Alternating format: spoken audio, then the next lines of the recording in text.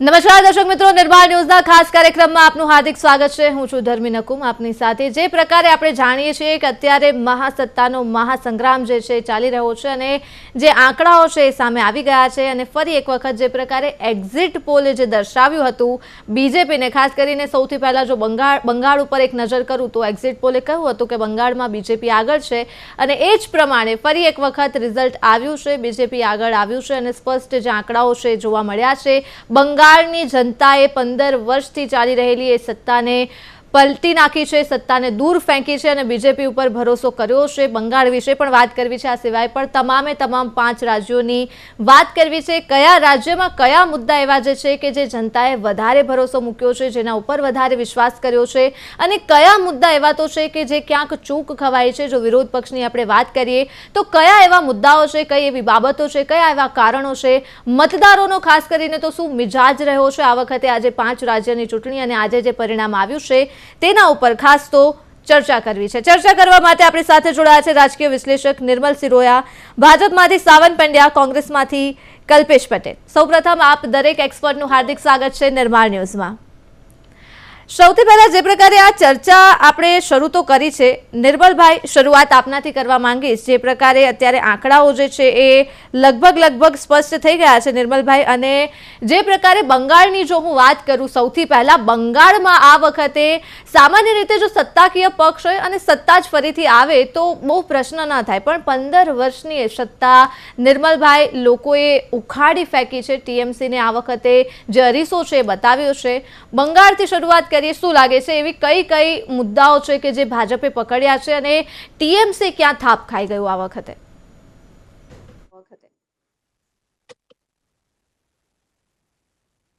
निर्मल भाई mic unmute करजो आपनो। देखिए पूरी पश्चिम बंगाल की स्थिति पूरे देश से अलग थी। पश्चिम बंगाल में भारतीय जनता पार्टी ने पिछले चुनाव में पिछले दो दशक में उन्होंने पिछले 1.5 दशक में जो कुछ किया, 3 सीट से 77 सीट पर पहुंचे।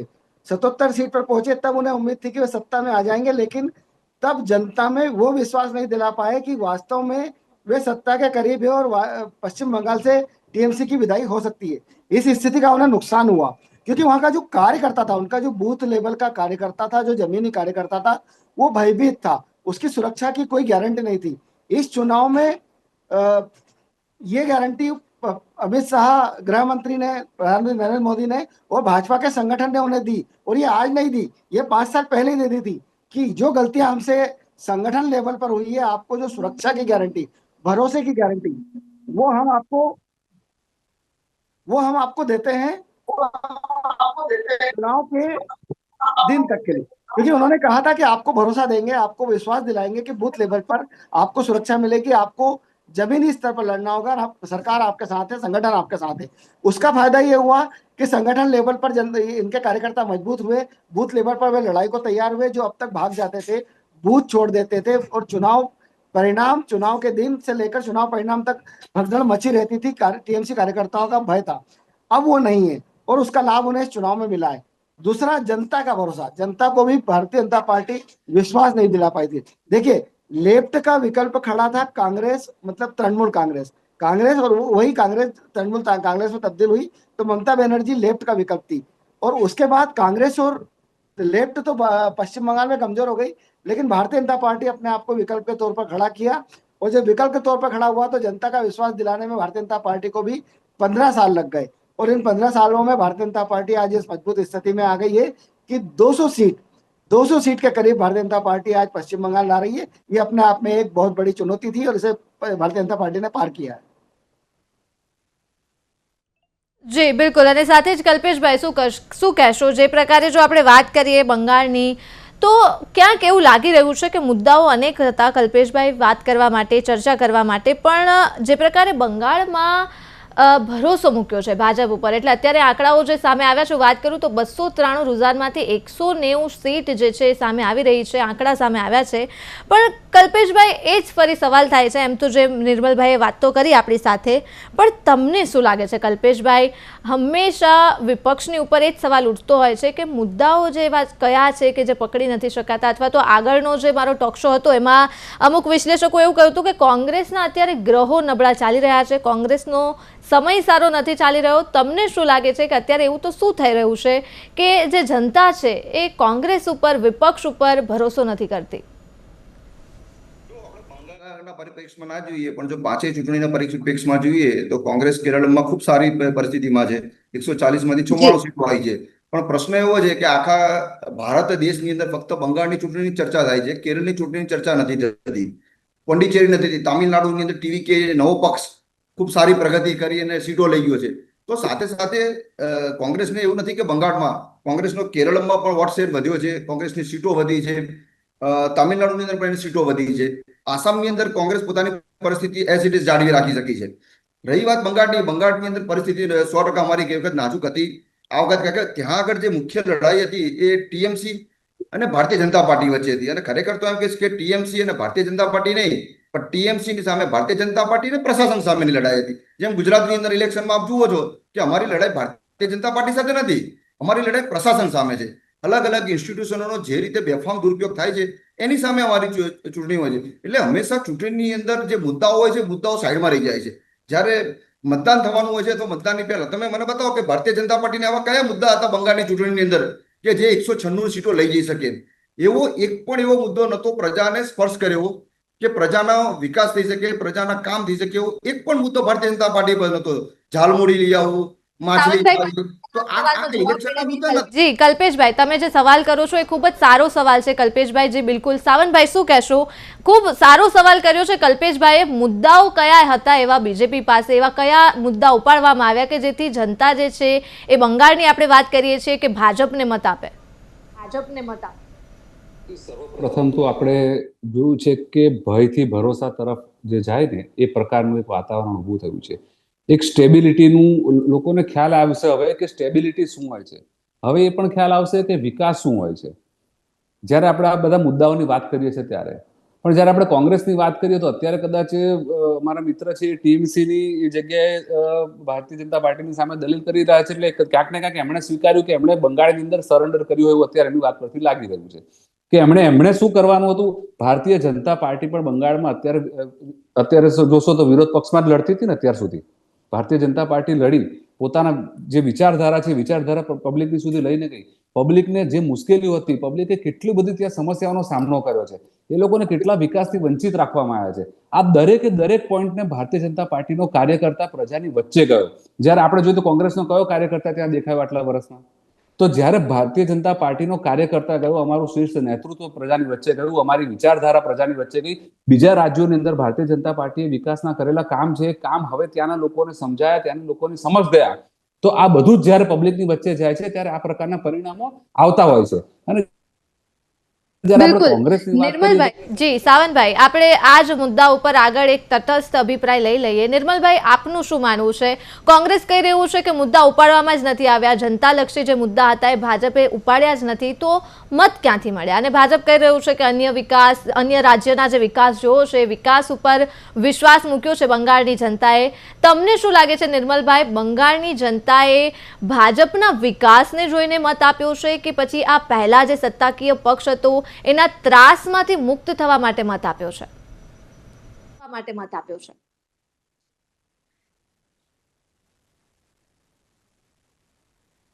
નિર્મલભાઈ, માઇક અનમ્યુટ કરશો પ્લીઝ. ध्रुवी, आजादी के बाद कांग्रेस जब सत्ता में आई थी, कांग्रेस ने यहाँ पर सरकार, बंगाल का विभाजन हुआ और यहाँ पर जब चुनाव शुरू हुए 1952 में, तो उसके बाद से 27 साल तक कांग्रेस ने एक रोड मैप तय किया था. उन्होंने विकास डेवलपमेंट के कई कार्य भी किए थे और बंगाल, पश्चिम बंगाल औद्योगिक क्षेत्र माना जाता था देश का बड़ा. लेकिन धीरे धीरे कांग्रेस इन चीजों से पीछे हटती गई और एक समय ऐसा आया कि कुछ मामूली साल में के अंतर में ही कई बार वहां पर राष्ट्रपति शासन लगाना पड़ा और इन सबसे परेशान होकर, जनता जब परेशान होने लगी तो उन्होंने लेफ्ट को विकल्प बनाया। 1977 में जब लेफ्ट विकल्प बनी तो लेफ्ट ने नीतियां नहीं बदली। कांग्रेस से जो अडॉप्ट किया था अत्याचार, लोगों का शोषण और विकास के लिए कोई बेहतर रोड मैप नहीं, विकास के लिए जिन ऊंचाइयों को छूना था पश्चिम बंगाल को, वो नहीं छू पाया। देखिए, पश्चिम बंगाल एक समय देश की राजधानी था, लेकिन आज स्थिति विपरीत है और लेफ्ट के इस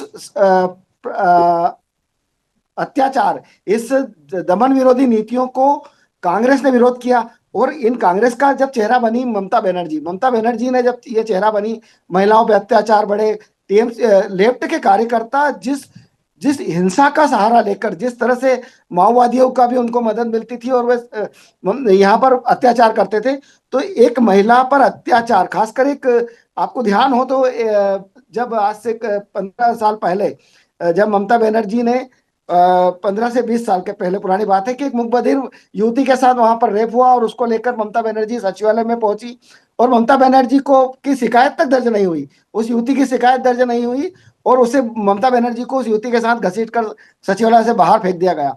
तो एक चेहरा ममता बनी। ममता ने इसके बाद सिंगूर आंदोलन, नंदीग्राम आंदोलन, इन सब में जनता का चेहरा बनी, किसानों का चेहरा बनी, मजदूर वर्ग का चेहरा बनी।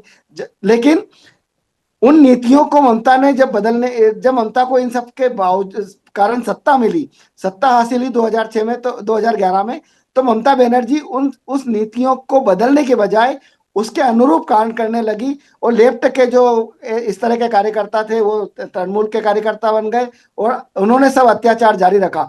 तो एक मुखबधिर युवती के साथ हुए रेप से लेकर धर कॉलेज पर में हुए, मेडिकल कॉलेज में हुए युवती के साथ बलात्कार तक ममता बनर्जी का चेहरा बदला। ममता बनर्जी ने धर्म की राजनीति की, एक विशेष वर्ग के साथ ममता बनर्जी खड़ी हो गई और हिंदू धर्म, खासकर हिंदू धर्म को ममता बनर्जी ने वहां पर नुकसान पहुंचाने की कोशिश की। देखिए, देश में हिंदुत्व एक ऐसा मुद्दा है जो आदिकाल से था और आगे भी जाएगा, इसको कभी कोई बदल नहीं पाएगा।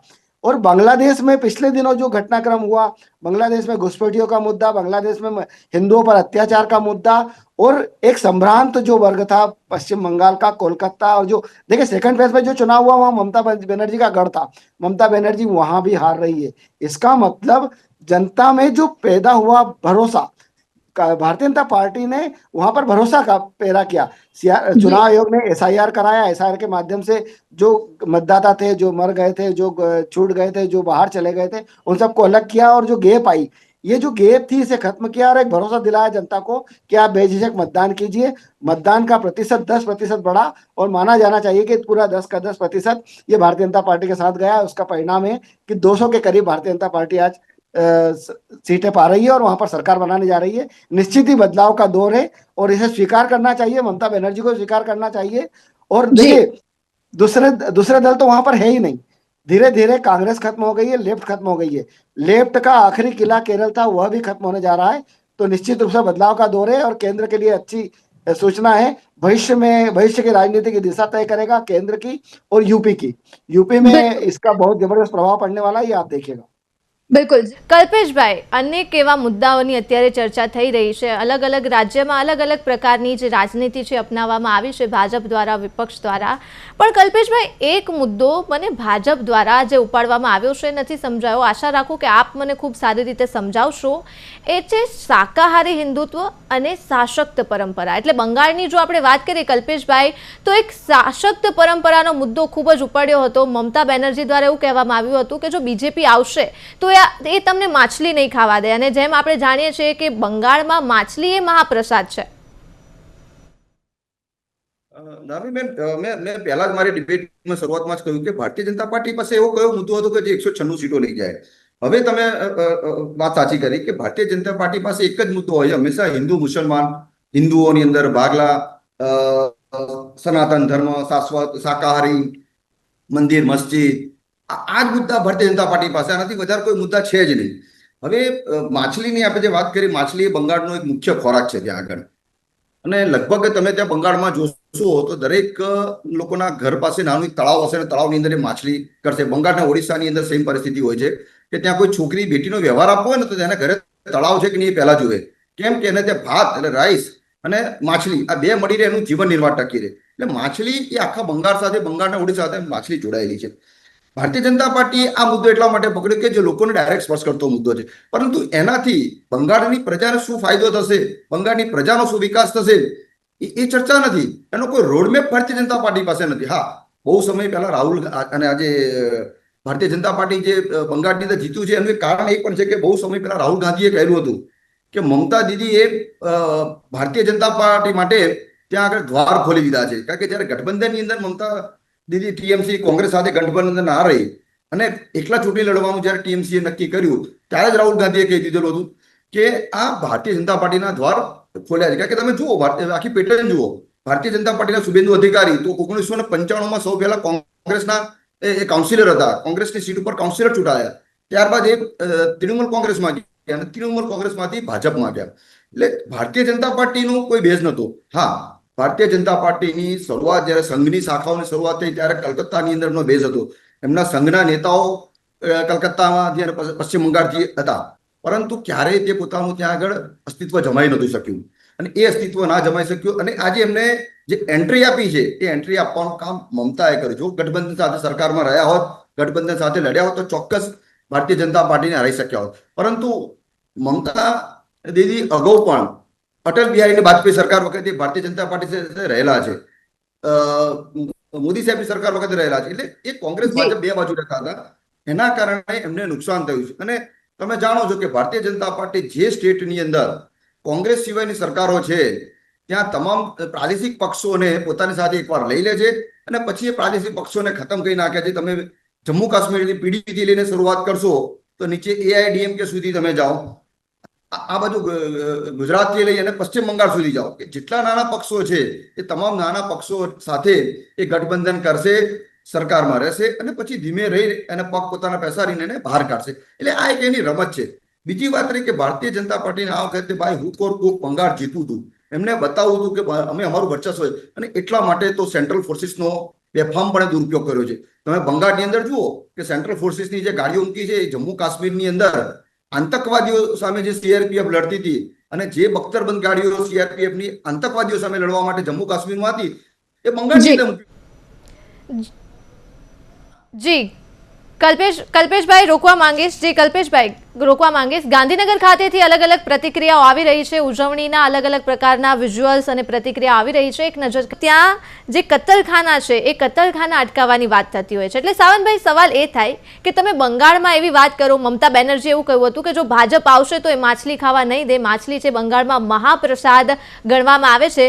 પણ મમતા બેનર્જીએ જ મુદ્દો પકડ્યો કે જો ભાજપ આવશે તો એ શાકાહારી પાર્ટી છે, એ તમને માછલી ખાવા નહીં દે. અને આ મુદ્દો પકડ્યો અને એ મુદ્દો પકડીને ભાજપના મોટા મોટા નેતાઓએ, મનોજ તિવારી હોય કે અનુરાગભાઈ હોય, તમામે માછલીનો ખોરાક લીધો, માછલી ખાધી અને જણાવ્યું કે અમે શાકાહારી પાર્ટી નહીં પણ અમે શાસક પરંપરામાં માનીએ છીએ. હવે સાવંતભાઈ જો ગુજરાતની વાત કરીએ તો ગુજરાતમાં એ જ ભારતીય જનતા પાર્ટી કે જે કત્તલખાના અટકાવવાની વાત કરતી હોય છે. એટલે સાવંતભાઈ, ભાજપની આ કયા પ્રકારની નીતિ છે કે જો રાજ્ય બદલે તો પ્રાણીઓ પ્રત્યેનો પ્રેમ પણ બદલાઈ જાય? જી, આપણે બેઝિકલી જો એક વસ્તુ જોઈએ ને તો જ્યોગ્રાફિકલી જે પ્રદેશો છે, જ્યોગ્રાફિકલી રીતે એક આપણો દેશ છે ને એ વિવિધતામાં એકતાનો દેશ છે. એટલે જ્યોગ્રાફિકલી રીતે દરેકની એક પરંપરા અલગ અલગ હોય છે, સંસ્કૃતિ અલગ હોય છે, આપણી જે પેલું કહીએ ને કે એક વિરાસત અલગ અલગ હોય છે, આપણે અલગ અલગ માન્યતાઓમાં માનતા હોય છે, આપણે ત્યાં આટલી બધી ભાષાઓ પણ બોલાય છે. તો આ બધાનું એક કોમ્બિનેશન છે, એનાથી આપણો દેશ અને આખી લોકશાહી આપણી ચાલી રહી છે. હવે અત્યારે જ્યારે જોઈએ ત્યારે બંગાળની અંદર આપણે કોંગ્રેસની તો અત્યારે વાત જ નથી કરતા કે બંગાળની અંદર છેલ્લા 15 વર્ષની અંદર પ્રજા જેટલી હેરાન થઈ હતી, પ્રજાને જેટલી મુશ્કેલીઓ વધી હતી, પ્રજાના કોઈ વિકાસના કામ થતા નહોતા, ત્યારે એ સશક્ત વિરોધ પક્ષ તરીકે ભારતીય જનતા પાર્ટી ત્યાં પહેલા ઉભરીને આવ્યું. ગયા ઇલેક્શનમાં જોઈએ તો ભારતીય જનતા પાર્ટીની 77 સીટ 3માંથી 77 સીટ થઈ. એ 77 સીટ પછી અત્યારે આજનું પરિણામ આપણે જોઈ રહ્યા છે. તો આ પરિણામ કઈ રીતે આવે છે? આ પરિણામ આવે છે કે જ્યારે પ્રજાને જે તકલીફો પડે છે, પ્રજાને જે કામ કરવાના હોય છે, પ્રજા માટે જે કામ કરવાના હોય છે નથી થઈ શકતા, પ્રજાને પોતાને જે કામ કરવા છે કરવા નથી દેવામાં આવતા, આ બધાનું જ્યારે પબ્લિક એકદમ એમ તમે કહો ને કે કંઈ કરી શકે એવી પરિસ્થિતિ એમ નથી રહેતી, ત્યારે આ પ્રકારના ચેન્જ આવતા હોય છે. ત્યારે ભારતીય જનતા પાર્ટી જ્યારે વિરોધ પક્ષમાં હતી ત્યારે પણ પ્રજાની વચ્ચે જતી હતી. તમે જોયું હશે કે ઇલેક્શન પહેલાની આપણે કેટલી બધી વિઝ્યુઅલ્સ ને બધું જોતા, ત્યારે પ્રજાનો જે અમુક આક્રોશ આપણે જોઈ રહ્યા હતા. અને અત્યારે ઇલેક્શન પછી આજના તમે ઘણી જગ્યાએ આપણે વિઝ્યુઅલ્સ જોઈશું તો, અને વોટિંગના દિવસે પણ ઘણા બધાને પ્રશ્નો પૂછતા હતા આપણે તમારી ચેનલોના બધા અલગ અલગ માધ્યમથી, કે પ્રજાનો એક મિજાજ અલગ હતો જ્યારે વોટિંગ થયું ત્યારે પણ, અને બમ્પર વોટિંગ થયું. આપણે વોટિંગના પર્સન્ટેજ જોઈએ ત્યારે પણ, અને આજે જ્યારે જોઈએ તો ત્યાંની પબ્લિકની અંદર એક ઉત્સાહ અલગ છે. આ ઉત્સાહ અને આગળનો મિજાજ આ બધું જ બતાવી જાય છે કે વિપક્ષની અંદર કોંગ્રેસે જ્યાં પ્રશ્નો ઉઠાવવાના હતા ત્યાં તો કોઈ ઉઠાયા નથી. જ્યારે ભારતીય જનતા પાર્ટી પ્રજાની વચ્ચે રહી અને પ્રજાની જ્યાં જરૂરિયાત હતી એ બધા જરૂરિયાતના પ્રશ્નો ઉઠાયા છે. અને આગળનો જે રોડ મેપ છે, જે વિકાસની વિચારધારા છે, આપણે જોઈશું કે આવનારા દિવસોની અંદર બંગાળની અંદર કઈ રીતે વિકાસ થવાનો છે. જ્યારે કોંગ્રેસની અંદર જોઈએ તો કોંગ્રેસે એમણે 5 વર્ષમાં કયા એવા મુદ્દા આપણે ગણો તો કેટલા મુદ્દા લઈને પ્રજાની વચ્ચે ગઈ, કે જ્યારે એમણે અત્યારે કદાચ અમારા મિત્ર એ પણ સ્વીકાર્યું કે અમે તો ગઠબંધન કરવાના હતા તો બધી વાત ચાલતી હતી. ગઠબંધન ન કર્યું મિનિંગ ધેરબાય કે એમનો પોતાનો કોઈ રોડ મેપ નહોતો, એમનો આગળનો કોઈ પ્લાનિંગ નહોતો. કલ્પેશભાઈ જી સાવંતભાઈ જી, કલ્પેશભાઈ શું કહેશો? જાનવીબેન, કે આપણે એક સરસ મુદ્દો તમે ઉપાડ્યો હતો કે પ્રાણી પ્રત્યે પ્રેમ બદલાય છે, દરેક રાજ્ય છે એ પ્રમાણે. જી, એટલે સવાલ એ છે કે જો રાજ્ય બદલાય, ભલે આપણને સાવંતભાઈએ અલગ અલગ જવાબ આપ્યા છે, પણ મારો સવાલ એ જ છે કે રાજ્ય બદલાય તો પ્રાણી પ્રત્યેનો પ્રેમ કેમ બદલાઈ જાય? હા, હું આપની એ વાત સાથે સંમત થાઉં છું કે ભારતીય જનતા પાર્ટીની જે બેદારી નીતિ છે એ અહીંયા સ્પષ્ટ થાય છે કે ગુજરાતની અંદર જો ગાય ઉપર સહેજ હુમલો થયો હોય તો ગૌ માતાના નામે હિન્દુ ભક્તો બહાર નીકળી જાય, પણ આસામની અંદર એ જ ગાયનું બીફ ખાવામાં આવે છે, કેમ કે ત્યાં મિથુન કહે છે. એટલે સવાલ એવો છે, અને એટલા માટે કોંગ્રેસથી માંડીને ધર્મગુરુઓ પણ કહે છે ગાયને રાષ્ટ્રમાતા જાહેર કરો, પણ ભારતીય જનતા પાર્ટી એટલે રાષ્ટ્રમાતા જાહેર નથી કરતી, કારણ કે ત્યાં આગળ આસામની અંદર એમના માટે ગાય એ ગાય નથી. એટલે પ્રાણીઓ પ્રત્યે પ્રેમ બદલાય છે. એટલે ભારતીય જનતા પાર્ટી એક સઘળિયો ધર્મ છે, એ હિન્દુત્વના નામે કશું નથી. હિન્દુત્વમાં પણ સઘળિયો ધર્મ વધી રહી છે કે જ્યાં લાભ થતો હોય ત્યાં એ ધર્મ અપનાવવામાં આવે છે. એટલે એની કોઈ એક વિચારધારા નથી. એની જે વિચારધારા જે સ્પષ્ટ ના હોય તે પાર્ટી લાગુ ટકી શકે નહીં. ઠીક છે, કોઈક વખત ધમપછાડા કરીને કદાચ કોઈક રાજ્ય જીતી જાય, પરંતુ એની લાંબી કોંગ્રેસ આટલા વર્ષથી ટકેલું છે કારણ કે એની પાસે એક વિચારધારા છે, અને વિચારધારાને ભરેલી પાર્ટી છે. ભારતીય જનતા પાર્ટી પાસે એવી કોઈ વિચારધારા રહી નથી. હવે અત્યારે ઝાલમુરીની વાત ચાલુ થઈ છે તો તમે જુઓ, હવે બધે ઝાલમુરીના ઉત્સવ થશે. વડાપ્રધાન જયારે ગુજરાતમાંથી ચૂંટણી લડ્યા અને વડાપ્રધાન બન્યા નરેન્દ્ર મોદી સાહેબ, એ વખતે ચાય ઉપર ચર્ચા ચાલતી હતી. ચાયને પણ એક મુદ્દો બનાવી દીધેલો હતો. એટલે તમે જુઓ કે આ 140 કરોડની જનતાના મુદ્દાઓને સાઈડમાં મૂકી અને ખોરાક, ચા, ઝાલમુરી આ મુદ્દા ઉપર રાજકારણ રમાઈ રહ્યું છે, જેને પ્રજા સાથે કોઈ લેવા દેવા નથી. અને પરંતુ ભારતીય જનતા પાર્ટી એ જાણે છે કે લોકોને આ રીતે જો લઈ જઈ અને પોતાની વોટ બેંક ઊભી કરી શકે છે, એનાથી બીજો કોઈ ફરક નથી પડતો. એનાથી જનતાને કોઈ, હવે તમે 2 વર્ષ પછી પણ આ જ ડિબેટ કરશો ત્યારે થશે કે બંગાળની અંદર અમને કેટલો વિકાસ કર્યો. ઇલેક્શન આવે મહારાષ્ટ્રની અંદર તો લાડલી બહેના કે લાડલી દીકરીઓના નામે પૈસા આપી દેવાના, વોટ ખરીદી લેવાના. આ સિસ્ટમ થઈ છે. હું તમને એક તાજો દાખલો આપું કે તામિલનાડુની અંદર ટીવી કેમ વિજયનની પાર્ટી આટલા મત કેમ લઈ ગઈ?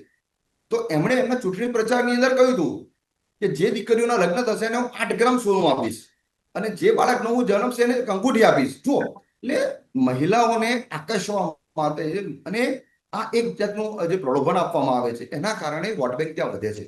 તમે હરિયાણાની ચૂંટણી જુઓ, મહારાષ્ટ્રની ચૂંટણી જુઓ, આ બધી ચૂંટણી, ઇવન બંગાળની અંદર ચૂંટણી જુઓ કે ચાલુ મતદાન વખતે પણ બહેનોના ખાતાની અંદર 10,000 રૂપિયા ટ્રાન્સફર કરવા દેવામાં આવ્યા હતા. એટલે ભારતીય જનતા પાર્ટી પાસે મેં કહ્યું મુદ્દાઓ કશું જ નથી. એને દેશનો કે કોઈ રાજ્યનો કે પ્રજાનો કોઈ વિકાસ નથી કરવો. ફક્ત ને ફક્ત ભારતીય જનતા પાર્ટી એનો કમલમ, એને કે કમલમ ને કરપ્શન બે ભેગું ચાલે છે. આ બેનો વિકાસ થાય એટલે બસ આવી ગયું એમાં દેશ. ભારત મોદીમય, વિકાસમય અને સુરક્ષિત અને વિકસિત ભારત બનવાની તરફેણમાં આગળ વધી રહ્યું છે. ધન્યવાદ. કયા મુદ્દાને ધ્યાનમાં રાખીને પશ્ચિમ બંગાળમાં મત કર્યા? મોદી સાહેબે કરેલો વિકાસ. તો ચોક્કસથી આ હતા મંત્રી જીતુ વાઘાણી, કે જે કહી રહ્યા છે કે તમામ લોકો અત્યારે સેલિબ્રેશનમાં જોડાયા છે. રાજ્ય સરકારના તમામ મંત્રીઓ અહીં આવી રહ્યા છે, કાર્યકર્તાઓ પણ અહીં ઉપસ્થિત છે, તમામ લોકો અત્યારે અહીં કમલમ ખાતે જે સેલિબ્રેશન થવાનું છે તેમાં અત્યારે ઉપસ્થિત છે. કેમેરા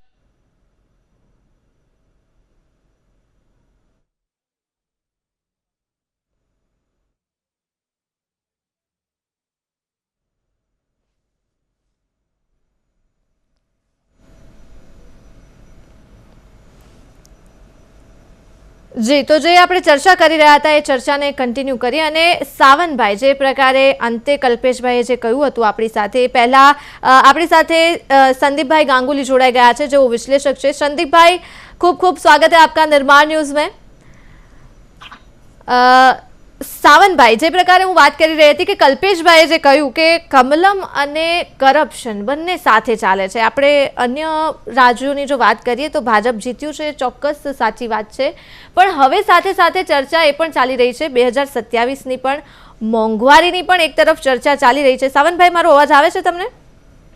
જી, તો શું લાગે છે ભાજપની હવે કયા પ્રકારની સ્ટ્રેટેજી રહેશે? કેમ કે પહેલા કહેવામાં આવતું જ હતું કે જે મોંઘવારી છે વધશે, જેવું જ મતગણતરી પૂરી થશે, જેવું જ મતદાન થશે, રિઝલ્ટ આવશે એટલે મોંઘવારી વધશે, અને સાવનભાઈ થયું પણ એવું, મોંઘવારી વધી। એટલે શું રાહ જોવામાં આવી રહી હતી કે પહેલા આપણે મત લઈ લઈએ અને ત્યારબાદ આપણે મોંઘવારીને વધારીએ, અથવા તો હવે જે મોંઘવારી વધી ગઈ છે શું લાગે છે કે આવનાર 2027માં આ જે ડેમેજ છે એ ભાજપને નડશે?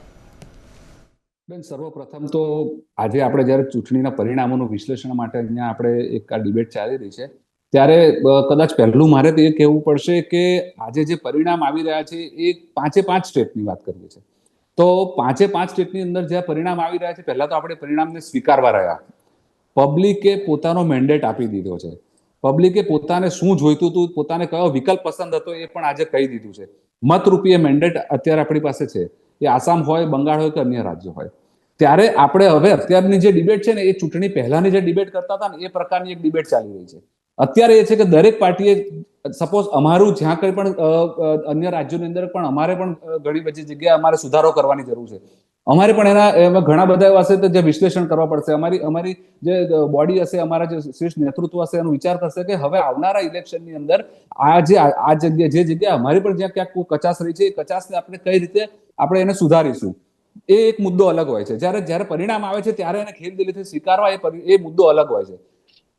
એ મુદ્દાને આગળ થોડું વધારીએ તો મારા મિત્ર કોઈને કોઈ રીતે અલગ અલગ રીતે, આજે ઈવીએમ આવ્યું નથી, કદાચ નહીતર ઈવીએમ પણ આવે થોડું, જો મને કદાચ આવ્યું હોય તો મારું ડિસ્કનેક્ટ હતું એ વસ્તુ વચગાળામાં તો એમાં કોક વાર ઈવીએમ આવશે, કોક વાર આવશે કે ભાઈ સેન્ટ્રલની બોડીનો તમે ઉપયોગ કરી લીધો તમે।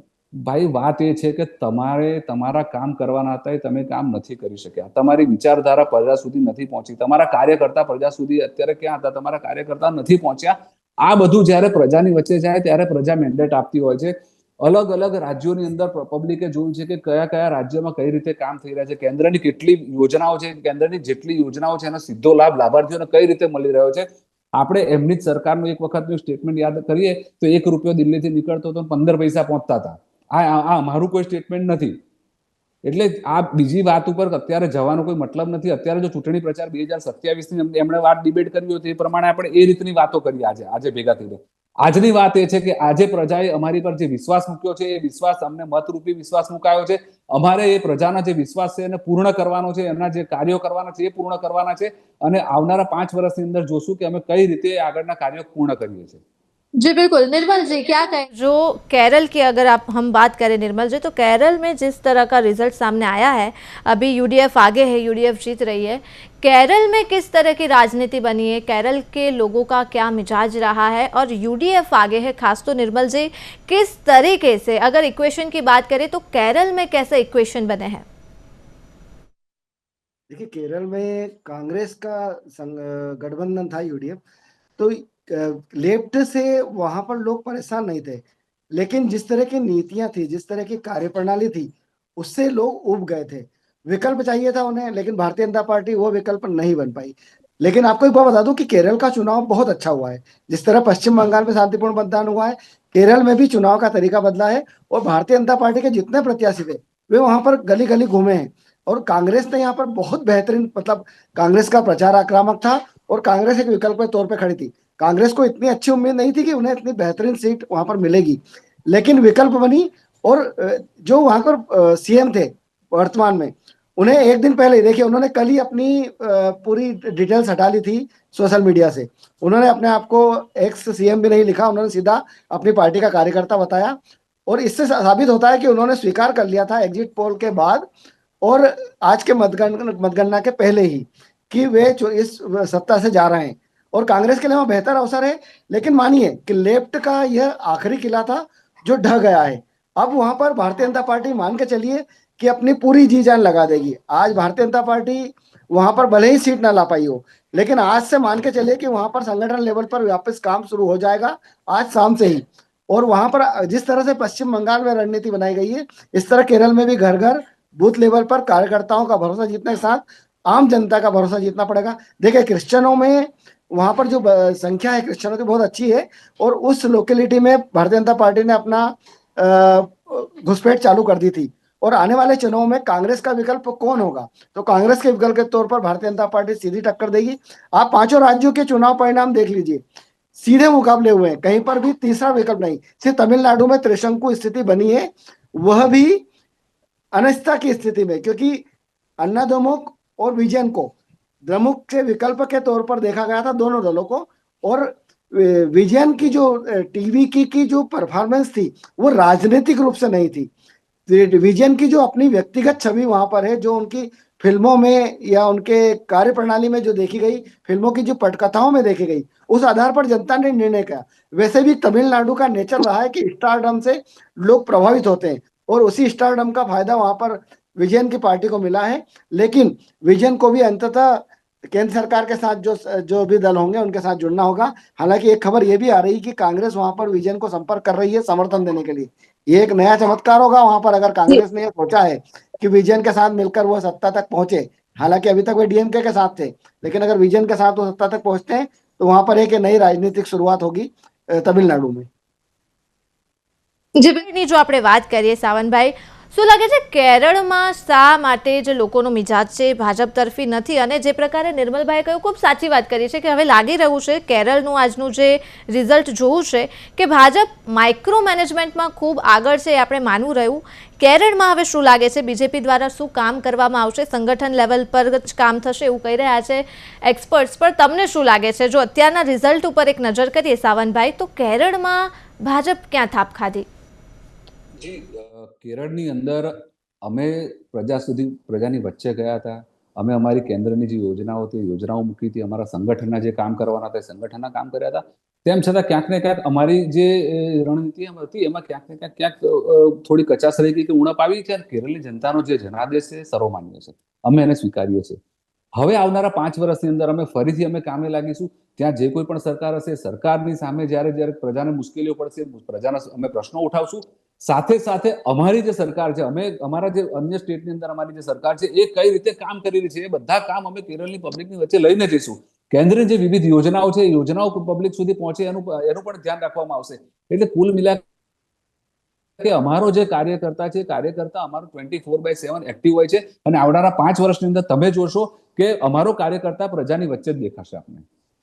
બિલકુલ લાગે છે જે પ્રકારે સાવનભાઈ આત્મવિશ્વાસ વ્યક્ત કરી રહ્યા છે। કેરળની આપણે વાત કરીએ કલ્પેશભાઈ, તમને શું લાગે છે કયા એવા મુદ્દાઓ છે કે જેને પસંદ કરી રહી છે? અને બીજી તરફ જો વાત કરીએ કલ્પેશભાઈ, તો શા માટે બીજેપી ઉપર વિશ્વાસ નથી થતો? કેરળમાં અત્યારે કયા પ્રકારનું વાતાવરણ છે, ઇક્વેશન કયા પ્રકારના છે? એક તો આખા ભારત દેશની અંદર સૌથી એજ્યુકેશનની દ્રષ્ટિએ જોવા જોઈએ તો કેરળ ફર્સ્ટ નંબર આવે છે। એટલે કેરળની ત્યાંની પ્રજા છે એ ખૂબ એજ્યુકેટેડ છે, દરેક વસ્તુને પોતે પોતાની રીતે એ સમજે છે, પારખે છે। ત્યાં આગળ રાહુલ ગાંધી પણ સારા મતોથી ચૂંટાઈને આવ્યા હતા બાયડનમાંથી, પ્રિયંકા ગાંધી પણ ખૂબ સારા મતોથી ચૂંટાઈને આવ્યા હતા, અને ત્યાં આગળ ખૂબ કામગીરી કોંગ્રેસે વર્ષોથી કરી છે। ઠીક છે, થોડો ટાઈમ વચ્ચે લેફ્ટ પાર્ટી ત્યાં સત્તા ઉપર આવી ગઈ, બાકી કોંગ્રેસનું એક વર્ષોથી ઘડ સાઉથમાં કેરળ રહેલું છે। કોંગ્રેસનું ત્યાં કાર્યકર્તાઓ પણ ખૂબ સારી સંખ્યાની અંદર છે। એટલે કોંગ્રેસને એની જે અપેક્ષા હતી એ અપેક્ષા પ્રમાણે એને સીટો મળેલી છે। હવે હું વાત કરું તામિલનાડુની અંદર, તો નિર્મલભાઈએ વાત કરી એની સાથે થોડોક સંબંધ એટલા માટે દઉં છું કે તામિલનાડુ, આંધ્રપ્રદેશ અને તેલંગાણા આ 3 સ્ટેટ એવા છે કે જ્યાં કોઈ સ્ટાર આવે, ફિલ્મ સ્ટાર, તો ત્યાં આખું વાતાવરણ ચેન્જ થઈ જાય। ભૂતકાળની અંદર પણ તમે ત્યાં જોશો તો જે મુખ્યમંત્રી બન્યા અથવા તો જે પોલિટિક્સમાં જે આવ્યા છે એ મોટા ભાગના સુપરસ્ટાર છે ત્યાંના। એટલે વિજયનની એન્ટ્રી થવાથી ત્યાં થોડોક બેકફૂટ અમે જવાના હતા, એ અમને થોડી ગણતરી હતી ત્યાં આગળ, કારણ કે સુપરસ્ટારનું ત્યાં પબ્લિક ત્યાં ફિલ્મ સ્ટારોને વધારે ચાહે છે પોલિટિશિયનો કરતા। जी बिल्कुल। आप संदीप भाई जुड़ा है। संदीप जी, हार्दिक स्वागत है आपका निर्माण न्यूज में। मेरी आवाज आ रही है? धन्यवाद। हाँ जी, आपकी आवाज आ रही है। जी संदीप भाई, चर्चा कर रहे हैं हम, और खास करके आपसे मैं बंगाल के बारे में जानना चाहती हूँ। बंगाल की जो परिस्थिति है, सवाल वही होता है संदीप जी कि इस बार जनता ने जो वोट दिया है, क्या लगता है संदीप जी कि वो वोट जो है वो भाजपा के ऊपर भरोसा करके दिया है या फिर टीएमसी से कंटाल के बीजेपी को वोट दिया है? बात यह है मैडम कि जैसा कि इतिहास कहता है, आप जानते हैं 34 साल करीब सीपीएम का वहां राज्य था। उसके बाद सीपीएम ने कुछ किया ही नहीं, बल्कि स्टेट को, उस राज्य को और नीचे की तरफ लेके आए। उसके बाद 34 साल बाद टीएमसी आई। लोगों की टीएमसी भी से भी काफी उम्मीदें थी, बधी हुई थी।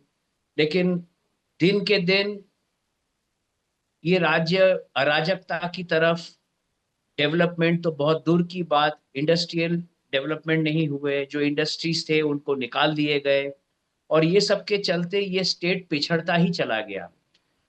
ये सब इतने सालों में हुआ है, 34 और 15 साल में। लेकिन अच्छी बात यह है कि आप जैसे मीडिया लोग जैसे हैं, तो आप लोगों का जो एक्सपोजर होता है उसके चलते हर जगह के स्टेट के लोग हर जगह दुनिया के किसी भी कोने के बारे में जानकारी ले सकते हैं। और शायद यही हुआ है कि ये मीडिया एक्सपोजर के चलते जो लोग देखे हैं कि गुजरात का जो मॉडल रहा है, या जहाँ पे भी बीजेपी शासित राज्य है, वहाँ किस तरीके से डेवलपमेंट होते आए हैं ओवरऑल। और तो बंगाल के जो लोग हैं वो भी इसको देखे हैं। हम लोग ने भी इसके बारे में समझा है, क्योंकि हम लोग गुजरात में काफी सालों से है, ये हमारी कर्मभूमि रही है। तो अभी जो बंगाल के जो युवा लोग हैं या पॉपुलेशन जो है, वो भी चाहते हैं कि उनको डेवलपमेंट मिले, क्योंकि हर आदमी प्रगति चाहता है, प्रगतिशील होता है। लेकिन जैसा कि कहा जाता है, मनुष्य परिस्थितियों का दास होता है। तो ये परिस्थितियां इतने खराब तरीके से उनको घेर घेर लिए थे कि उनका जो डेवलपमेंट होना चाहिए था वो नहीं हुआ है, और जान करके ये स्टेट को पिछड़ा रखा गया है। अब जो लोगों में ये जो एक अवेयरनेस आई, या उनको लगा कि नहीं अब बहुत समय हो गया, अब जब तक परिवर्तन नहीं आएगा तो बंगाल कभी भी आगे नहीं बढ़ सकता है।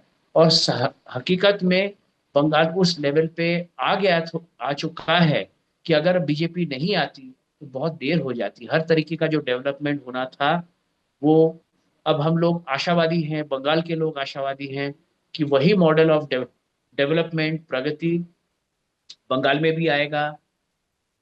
इंडस्ट्रीज वापस आएंगी, लोगों को जॉब मिलेगा, अनएम्प्लॉयमेंट की जो इशू है वो ठीक हो जाएंगे, एक बिजनेस हेल्थ अच्छा बनेगा, लोग जो इंडस्ट्री करना चाहते हैं तो वो कर पाएंगे, है ना। तो ये सब उम्मीद के साथ लोगों ने बीजेपी को एक बहुमत रूप से जिताया है, या जिताने की कोशिश की है। और ये अब हमें देखना है कि बीजेपी आके वही चीज जैसे गुजरात में की है और देशों में और स्टेट्स में किए हैं, वो वहां पे भी दोहरा जाए, जी इसी बिल्कुल। उम्मीद के साथ आज हम लोग हैं। जी, तमिलनाडु की जो हम बात करें तो तमिलनाडु में जिस हिसाब से अभी हम जो बात करें तो जो चल रहा है, इक्वेशन जो बैठे हैं टीवी के आगे है, तो क्या लगता है निर्मल जी, तमिलनाडु जो है अभिनेता के लिए जाना जाता है, अभिनेता पे ज़्यादा भरोसा है। अभी बीजेपी की जो बात करें तो क्या लगता है बीजेपी के पास नेता है, पर उस नेता को अभी अभिनेता बनाना पड़ेगा कि क्या ऐसा करना पड़ेगा? तमिलनाडु की जनता को क्या ज़्यादा पसंद है, कौन से ऐसे मुद्दे हैं जो छूट रहे हैं? आज का जो रिजल्ट सामने आया है टीवी के, खास तो मेरा सवाल वो है कि टीवी के कौन से ऐसे पॉइंट्स पकड़े हैं टीवी के ने कि जिससे वो आगे है? देखिए, तमिलनाडु की राजनीति, वहाँ की संस्कृति, वहाँ की भाषा और वहाँ के पहनावे कह सकते हैं आप उसे, जो उनके रहन सहन है, उनकी जो विचारधारा है, उस पर जुड़ी हुई है। वहाँ द्रविड़ राजनीति हमेशा हावी हुई है, अन्नाद्रमुक हो, डीएमके हो या विजन कुछ अलग नहीं है।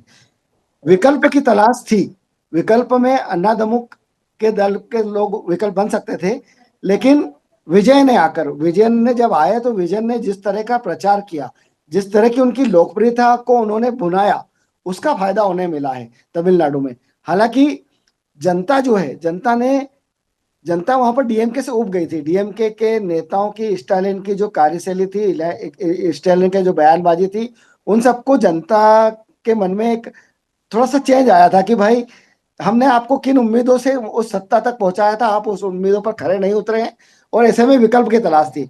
निश्चित रूप से विकल्प एआईडीएमके और भारतीय जनता पार्टी को बनना था, लेकिन बजाय उसके टीवी के से विजन जब आए तो ये दोनों ही दलों को देखिए, अगर डीएमके या एआईडीएमके को किसी को विजन से इतनी अगर उम्मीद थी होती या ऐसा लगता कि विजन तीसरा विकल्प बन सकते हैं, तो निश्चित रूप से दोनों में से कोई एक दल उनके साथ चुनाव के पहले गठबंधन कर चुका होता। यह मौका नहीं मिला, और आज स्थिति यह है कि 110 सीट के आसपास विजन अगर आगे चल रहे हैं तो उन्हें बहुमत के लिए मात्र 5-7-8 लोगों की जरूरत है, जो निश्चित रूप से उन्हें आसानी से दोनों ही दलों से मिल जाएंगे और वे सत्ता पर आसीन होंगे।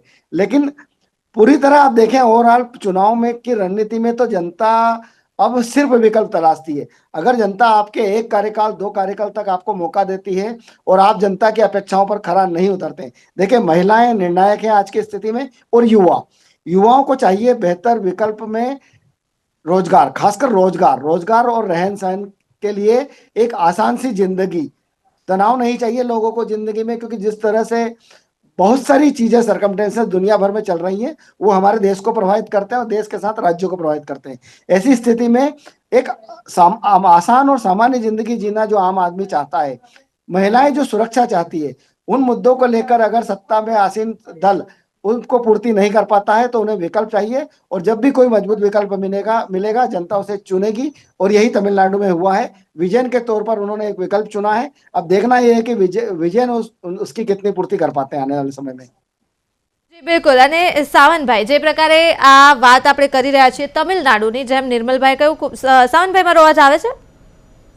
જી તમિલનાડુની સાવનભાઈ જો આપણે ચર્ચા કરીએ, શું લાગે છે ટીવીકે થી જનતા કંટાળી ગઈ છે? ઓલરેડી જે પ્રકારની ભાષણબાજી ચાલી છે અને ભાષણબાજીથી પણ જનતા કંટાળી ગઈ છે, તમિલનાડુની જનતાનો તો આ મિજાજ છે, પણ તેમ છતાં પણ શું લાગે છે સાવનભાઈ, એવા તો કયા પ્રકારની વાત, એવા તો કયા પ્રકારનો મુદ્દો કે ફરી એક વખત ટીવીકે જ આગળ આવી? જી, હું તમને એ જ કહીશ કે અમારી જે વાત હતી, અમારા જે વિચારધારા હતી, કે અમારે જે કામ કરેલા હતા એ કદાચ અન્ય રાજ્યોની અંદર અમે જે વિકાસની વિચારધારાની વાત કરી હતી, અમે જે કામ કરેલા હતા એ કામ કદાચ ક્યાંક કોઈક જગ્યાએ અમે એ મુદ્દો ત્યાં એટલો મૂકવાની અંદર ક્યાંક અમારી કચાશ રહી ગઈ છે કે જે પણ હશે, અને જનતાનો ત્યાંનો જે આજનો મેન્ડેટ છે એ મેન્ડેટ અમે સ્વીકારીએ છીએ। હા, પણ એટલું ચોક્કસથી કહીશ કે આવનારા 5 વર્ષની અંદર ભારતીય જનતા પાર્ટી, અમે જે અમારી વિચારધારા છે, અમારા જે કાર્યકર્તા છે, અમારું જે શીર્ષ નેતૃત્વ છે, આ બધા જ ફરી વખત તમિલનાડુની જનતાની સમક્ષ જશે, અને અમારી જે વિચારધારા છે, અમારા જે કાર્યો છે, અને આવનારા સમયમાં અમારે જે કાર્યો કરવાના થશે તે પણ લઈને જશે, અને એ આવનારા 5 વર્ષની અંદર પ્રજાના જે કામ નહીં થયા હોય એ પણ ત્યાં એક અવાજ બનીને બહાર આવશે। બિલકુલ, તમિલનાડુની વાત થઈ રહી છે, તમારું શું માનવું છે કલ્પેશભાઈ? જે પ્રકારે અન્નાદ્રમુખ હોય કે પછી ડીએમકે હોય પાછળ રહ્યા છે એ સત્ય છે, આપને શું લાગે છે તમિલનાડુમાં પણ શા માટે ડીએમકે પણ પાછળ જ છે, એટલે ટીવીકે જે છે આગળ આવ્યું છે? તમને શું લાગે છે તમિલનાડુમાં ક્યાં માત ખવાઈ જાય છે કે ટીવીકે થી કંટાળી ગયા હોવા છતાં પણ જે જનતા છે આ વખતે તમિલનાડુમાં ફરી ટીવીકે ઉપર જ ભરોસો મૂક્યો? મેં અગાઉ પણ મેં ડિબેટમાં જે કહ્યું પ્રમાણે કે તમિલનાડુની અંદર ડીએમકે સામે એન્ટી ઇન્કમ્બન્સીનો કોઈ પ્રશ્ન નથી। પ્રશ્ન સવાલ ત્યાં છે કે જે થર્ડ ફ્રન્ટ ઉભો થયો વિજયનનું, એ ત્યાંનો ફિલ્મી સુપરસ્ટાર છે, અને સાઉથની અંદર ફિલ્મી સુપરસ્ટારને પબ્લિક ચાહતી હોય છે, અને એટલા માટે તમે ભૂતકાળ પણ જોશો, મેં અગાઉ પણ જે કહ્યું પ્રમાણે ભૂતકાળ પણ જોશો, સાઉથની અંદર ચાહે તમિલનાડુ હોય, તેલંગા હોય, આંધ્રપ્રદેશ હોય, તો ત્યાં જે જેટલા પણ સુપરસ્ટારો છે, ફિલ્મી સુપરસ્ટારો, એ જયારે પોલિટિક્સમાં આવ્યા છે ત્યારે બહુમતીથી જીતાયા છે। તમે ઇતિહાસ રહ્યો છે, એટલે આ વખતે વિજયનની જે જીત છે એ સુપરસ્ટાર હોવાના કારણે જીત્યા છે, નહીં કે ડીએમકે ની એન્ટી ઇન્કમ્બન્સીના કારણે। ડીએમકે ને તો એટલા જ વોટ મળે છે, જો વિજયન કે એમનો પક્ષ ના હોત તો 100% ડીએમકે ત્યાં આગળ સત્તામાં રહી શક્યું હોત। એટલે સુપરસ્ટારને હિસાબે કદાચ હવે કેટલું લાંબુ ચાલે છે એના ઉપર પણ આધાર રહ્યો છે। એટલે તમિલનાડુની આખી પરિસ્થિતિ જુદી છે, ત્યાંની સંસ્કૃતિ જુદી છે, ત્યાંના એને રાજકારણ હું માનું ત્યાં સુધી ત્યાં કદાચ ત્યાંની લોકલ જનતાને રાજકારણ સાથે બહુ એટલો બધો નિસ્બત નથી, એને સુપરસ્ટાર સાથે વધારે સંબંધ છે, એટલે એ રિઝલ્ટ જે આવ્યું છે એ રિઝલ્ટ અમે સ્વીકારી છે તમિલનાડુ। જી બિલકુલ, નિર્મલભાઈ, કલ્પેશભાઈ, સાવનભાઈ, સંદીપભાઈ, આપ દરેક એક્સપર્ટ્સનો અમારી સાથે જોડાવા બદલ, ચર્ચા બદલ ફરી એક વખત ખૂબ ખૂબ આભાર। તો દર્શક મિત્રો, જે પ્રકારે ચર્ચા કરી છે, ચર્ચા પણ યથાવત રહેશે અને દરેક અપડેટ્સ પણ યથાવત રહેશે। હાલ મને આપશો રજા, નમસ્કાર.